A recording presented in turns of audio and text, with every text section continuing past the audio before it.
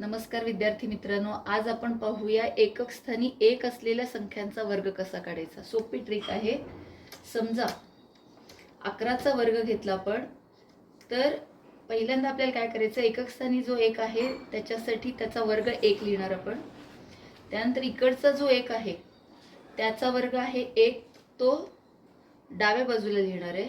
आणि हा जो एक आहे तर याची दुप्पट करणार आहे। 1 च्या दुप्पट किती येतं, 1 दुणे 2, म्हणून 11चा वर्ग येतो 121। बघा आणखीन क्लिअर करूयात आपण।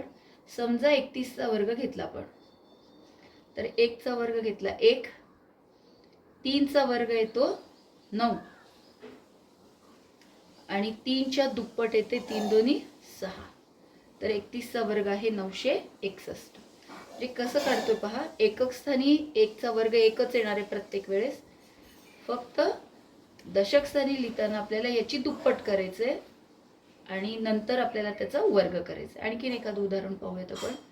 समजा 61चा वर्ग करायचा आहे, तर 1 चा वर्ग घेणार आहे 1, त्याच्यानंतर काय घेणार आहे दुप्पट याची, 6 ची दुप्पट किती येते 12, 12 ला 2 हातचा 1 येतो पाहिजे, आणि 6चा वर्ग येतो 36, एकदा दुप्पट करायचं एकदा वर्ग, 36 अधिक हा हातचा 1 येतो 37। ठीक आहे, असंच आपण 71चा वर्ग बघू शकतो। 1 येणार, 7 च्या दुप्पट येतं 14, 14तला फक्त 4 लिहिणार आहे, हातचा 1 येतो, 7चा वर्ग येतो 7 7 49, 49 आणि अधिक 1 किती येतं 50। ठीक आहे, किंवा 91चा वर्ग आपण पाहू शकतो।